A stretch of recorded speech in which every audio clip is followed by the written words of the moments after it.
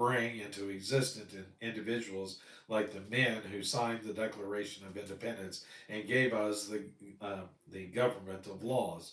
My friend, nothing is wrong with our form of government. There is something wrong with the individuals who are in position of power. A professor in the history department of the University of Michigan summed it up well when he said, America is in the hands of those who do not understand the spiritual heritage that we have. That concludes section 2. Now we're going to move on to section verses 3 through 7. Verse 3. For rulers are not a terror to good works, but to the evil. Wilt thou then not be afraid of the power? Do not which is good, and thou shalt have praise of the same.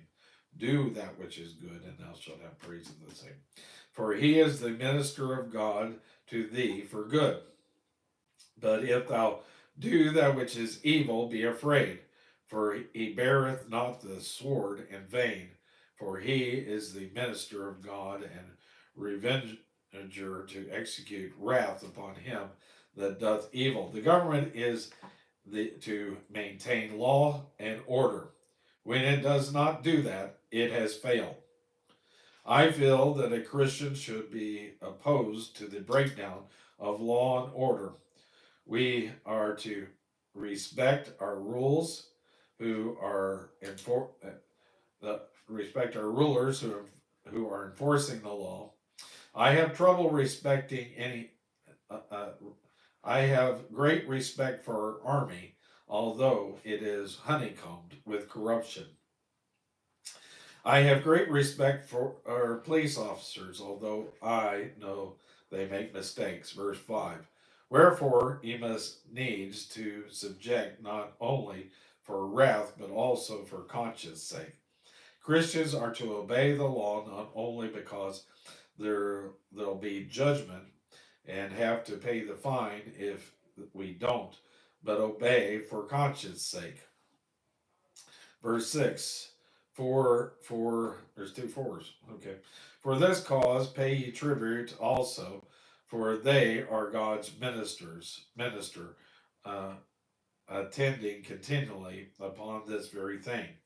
Although we may represent the way our although we may resent the way our tax money is being used, we are to pay taxes anyway.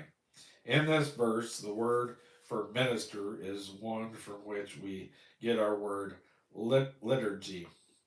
It is strictly religious and is the same word used for angels in Hebrews chapter 1 and verse 14, where they are called ministering spirits. This means that the ruler occupies a divinely appointed office. He has no religious function, of course, but he holds a God appointed office. That makes me pay my taxes, although I resent doing so.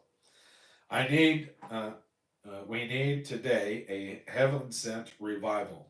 I am sick and tired of those who are shedding crocodile tears.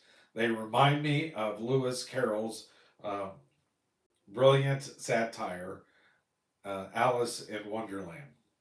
You remember that the walrus and the carpenter in that story were walking along the seashore because there was no such sand uh, and not enough oysters. There was so much sand and not enough oysters.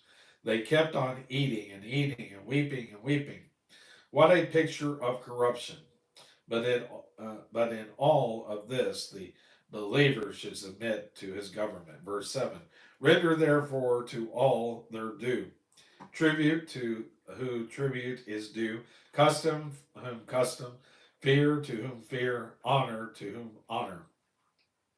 Although there may be unworthy men in office, we are to respect the office. When I was in the army, I was told to salute the uniform.